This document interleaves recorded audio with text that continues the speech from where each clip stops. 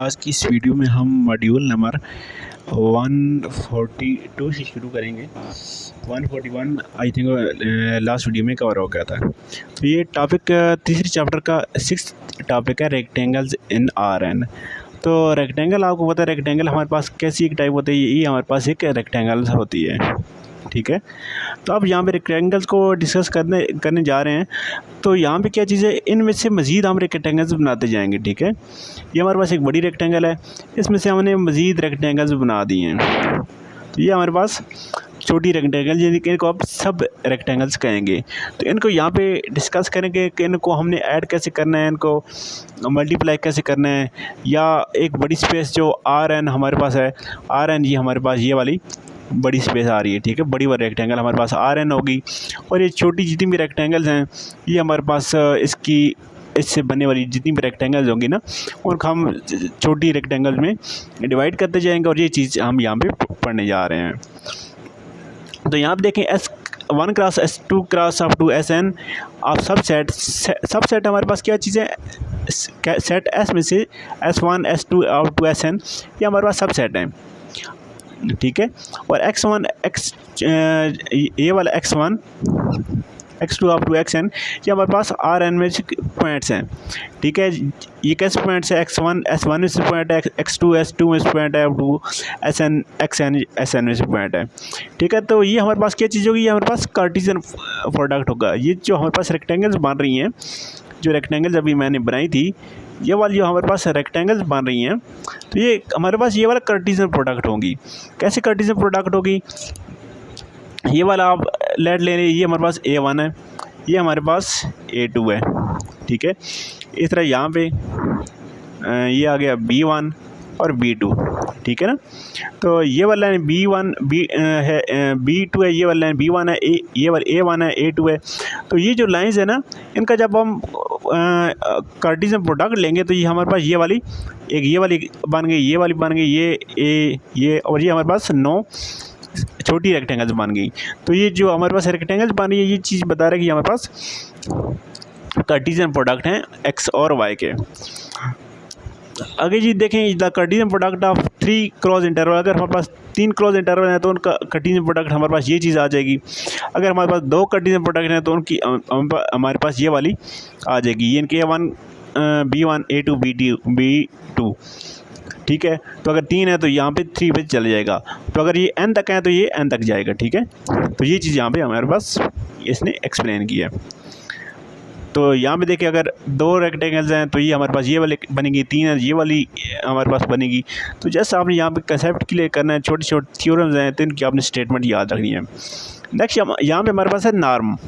तो नार्म को हम कैसे डिस्कस टाइप करते हैं, नार्म हमको ऐसे डिस्कस करते हैं, ठीक है। तो नार्म हमारे पास क्या है जी, maximum norms of P1 P2 P3 up to Pn, यानी कि हमारे पास जितनी पार्टीशन हो रही है ना, हमारे पास ये जो रेक्टेंगल्स बनी थी, ठीक है, जितनी भी रेक्टेंगल्स हमारे पास बनी थी ये वाली, ये रेक्टेंगल्स में हमारे पास इन तमाम का जो नार्म आ रहा है ना, उनमें जो मैक्सिमम नार्म होगा ना, उसको हम इस जो बड़ी रेक्टेंगल हमारे पास मेन रेक्टेंगल है उसका नार्म कह देंगे, ठीक है।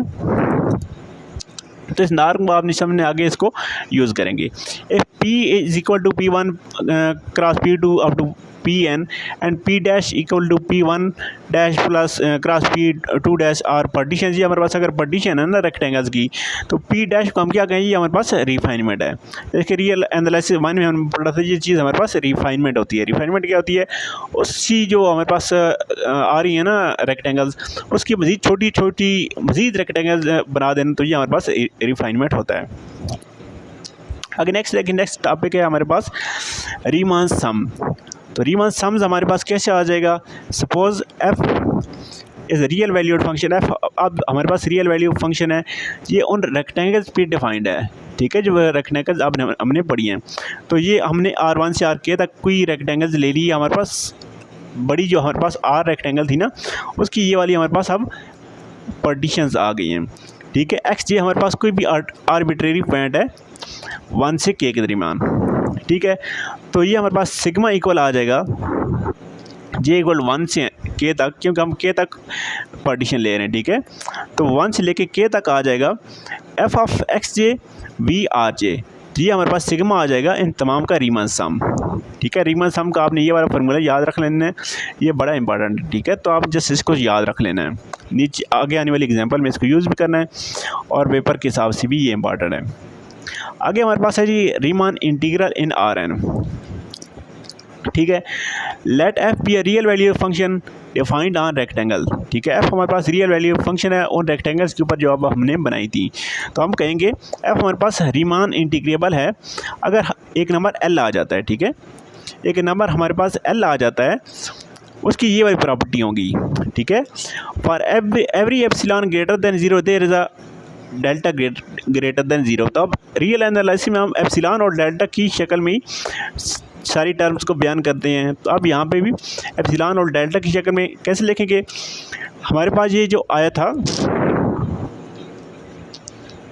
हमारे पास ये चीज़ आई थी, इसको हम क्या लिखते हैं, इसको हम सिग्मा लिखते हैं। सिग्मा माइनस एल, वो नंबर जो हमारे पास एल आ रहा है, ठीक है। रीमान सम्स का जो नंबर एल आ रहा है, तो हमारे पास ये सिग्मा माइनस एल जो है वो लेस देन एप्सिलॉन होना चाहिए। कब? जब हमारे पास इसकी पार्टीशन की जो हमारे पास नॉर्म आएगा वो हमारे पास लेस देन डेल्टा हो, ठीक है। तो हम इसको लिखेंगे, ये हमारे पास सिग्मा माइनस एल जो है वो लेस देन एप्सिलॉन होगा जब हमारे पास इसकी पार्टीशन जो है वो लेस देन होगी डेल्टा से। जब ये वाली कंडीशन हमारे पास फुलफिल होगी ना, sigma minus L less than epsilon और इसकी जो हमारे पास नॉर्म है वो लेस देन डेल्टा होगी ना, तो हम इसको लिखेंगे, इसको हम इंटीग्रेट कर सकते हैं। तो इसको हम रीमान इंटीग्रल बोलेंगे। तो ये हमारे पास रीमान इंटीग्रल का फार्मूला आ गया, ये वाला, ठीक है।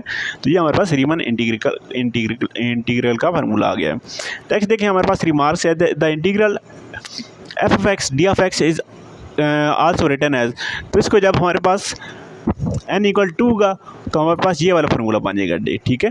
जब n इक्वल 3 होगा तो ये वाला फार्मूला बनेगा। तो n इक्वल आर्बिट्रेली n के लिए हमारे पास ये वाला फार्मूला बनेगा, यानी कि जितनी हमारे पास n की वैल्यू होगी ना तो इतनी हमारे पास टर्म्स आती जाएंगी। तो यहाँ पे हमारे पास जो dx है ये हमारे पास डिफरेंशिएबल के लिए यूज़ नहीं हो रहा, ये वाला जो d हम यूज़ कर रहे हैं, ये वाला d ये हमारे पास डिफरेंशिएबल के लिए यूज़ नहीं हो रहा, ठीक है। ये चीज़ आपने याद रखनी है। आगे नेक्स्ट एग्जांपल है जी, find Riemann integration F of X Y D X Y. तो आर हमारे पास A cross B A B cross C D में दिए गया और हमारे पास फंक्शन गिवन है एक्स प्लस वाई। तो हमारे पास पार्टीशन इसकी कर लेंगे, उसके बाद पार्टीशन 2 हमारे पास ये वाली आ गई है। तो इसको ये काफ़ी डिफिकल्ट एग्जांपल है, पेपर के हिसाब से इतनी इंपॉर्टेंट नहीं है, तो आप इसको स्किप भी कर सकते हैं, ठीक है। इतनी लंबी एग्जांपल्स नहीं आती। आगे ये थ्योरम देखें, थ्योरम है जी हमारे पास, ये छोटे छोटे थ्योरम है तो इनको आपने याद रखना है क्योंकि ये आपसे पूछे जा सकते हैं एज MCQs। तो ये वाला थ्योरम देखें, इफ़ f इज़ बाउंडेड, ठीक है, सॉरी अनबाउंडेड, अगर हमारे पास जो फंक्शन है वो अनबाउंडेड है और नॉन जेनरेट रेक्टेंगल, तो रेक्टेंगल जनरेट नहीं कर रहा तो हमारे पास नॉन इंटीग्रेबल है, ठीक है। जब अनबाउंडेड है और नॉन डीजेनरेट रेक्टेंगल है हमारे पास फंक्शन, तो हमारे पास नॉट इंटीग्रेबल है। तो आपने ये चीज़ याद रखनी है।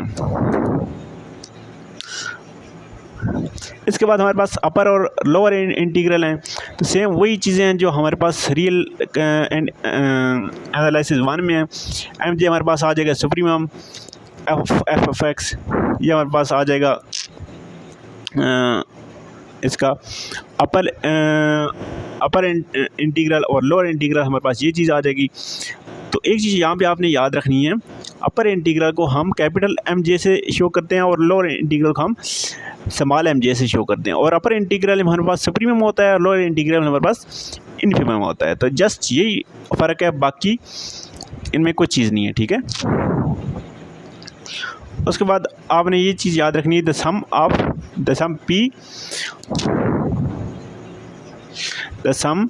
P of F over P, the upper sum of F over P। तो ये हमारे पास ये चीज़ आ जाएगी, ठीक है। S ऑफ P हमारे पास ये चीज़ आ गई, तो ये टर्म आपने याद रखनी है। इस तरह आप अपर इंटीग्रल हम ऐसे डिफ़ाइन करते हैं, जैसे रील एनालिसिस 1 में इसको डिफ़ाइन किया था, तो जैसा आपने ये वाली नोशन याद रख लेनी है। इस तरह अपर और लोअर इंटीग्रल जो है वो हमारे पास स्मॉल एस पी से हम इसको लोअर सम को शो करते हैं, और यहाँ पे जब कैपिटल एस होगा, ये वाला एस जब कैपिटल एस ऑफ पी होगा तो उसका हम अपर इंटीग्रल लिखते हैं। ठीक है, नेक्स्ट वाला थ्योरम देखें। तो नेक्स्ट वाला थ्योरम ये कह रहा है जी, अगर एफ हमारे पास बाउंडेड फंक्शन है और उन रेक्टेंगल्स के ऊपर जो हम डिफाइन कर चुके हैं, ठीक है, और पी हमारे पास पार्टीशन है उन रेक्टेंगल्स के ऊपर, ठीक है, तो फिर क्या होगा, द अपर सम, ठीक है, upper sum S P capital S P, यहाँ देखें मैंने आपको बताया था अपर सम को कैपिटल एस पी से शो करते हैं, ऑफ एफ और पी इज सुप्रीमम, तो उनका जो अपर सम है वो हमारे पास जो रेक्टेंगल है ना उनका सुप्रीमम के इक्वल आ जाएगा, of the set of all Riemann sums over P. और नेक्स्ट हमारे पास क्या है जी, द लोअर सम उनका क्या होगा, वो हमारे पास इन्फिमम के इक्वल आ जाएगा। अगर एफ हमारे पास बाउंडेड फंक्शन है और रेक्टेंगल्स के ऊपर, तो उनका जो अपर सम है वो हमारे पास सुप्रीमम के इक्वल और लोअर सम उनके इन्फिमम के इक्वल आ जाएगा। ठीक है, तो रिमार्क्स यहाँ पे आप याद रख लें, एम हमारे पास F of X less than X, F of X और लेस देन हमारे पास एक एम से आ जाता है, तो हमारे पास M of B R less than होगा लोअर सम, और लोअर सम लेस देन होगा सुप्रीमम से, और सुप्रीमम हमारे पास लेस देन होगा और जो हमारे पास नंबर एम आ रहा है उसके साथ अगर वी आर को मल्टीप्लाई करें, तो हमारे पास देयरफॉर अपर इंटीग्रल और लोअर इंटीग्रल एग्जिस्ट करते हैं और वो यूनिक हैं। ये चीज़ आप याद रखें, वो यूनिक होंगे। तो जो अपर इंटीग्रल होगा वो एम वी से छोटा होगा और जो लोअर इंटीग्रल होगा वो एम वी से बड़ा होगा। तो यहाँ पे याद रखने वाली बात ये है, the upper and lower integral can also be written, upper और लोअर इंटीग्रल जब n इक्वल 2 होगा तो उसके लिए हम अपर इंटीग्रल को ऐसे शो करेंगे और लोअर इंटीग्रल को ऐसे शो करेंगे। तो आपने ये चीज़ याद रखनी, ये चीज़ें पूछी जा सकती है। जब n इक्वल 3 होगा तो उसको ऐसे शो करेंगे, जब n हमारे पास आर्बिट्रेरी नंबर होगा तो उसका हम ऐसे शो कर सकते हैं। ठीक है, तो ये कोई भूलने वाली बात नहीं है, जस्ट आप एक दफ़ा खुद लिखेंगे, टाइप करेंगे तो आपको ये चीज़ याद हो जानी है। आगे ये कह रहे जी, find lower integral and upper integral, तो यहाँ पर वो सेम वही फंक्शन है, तो ऐसे काफ़ी डिफ़िकल्ट ये वाली एग्जांपल है, तो आप इसको स्किप कर सकते हैं क्योंकि इतनी लंबी एग्जांपल पेपर में नहीं पूछी जा सकती। अच्छा, ये वाले जो थ्योरम आगे आ रहे हैं ना, इन थ्योरम को आपने लाजमी याद रखना है, इनका प्रूव नहीं है, जस्ट ये वाला थ्योरम है, तो इनकी स्टेटमेंट आपने याद रखनी है। ये पहले वाला थ्योरम है, तो इस थ्योरम के देखें हमारे पास आ रहा है जी, F is bounded on rectangle R, F अगर हमारे पास बाउंडेड है रेक्टेंगल आर के ऊपर, तो उसका जो लोअर इंटीग्रल है ना वो हमेशा लेस देन होगा अपर इंटीग्रल से। अगर एफ हमारे पास बाउंडेड है ना वन रेक्टेंगल्स के ऊपर, तो उसका जो लोअर इंटीग्रल है उसके अपर इंटीग्रल से less than or equal to होगा।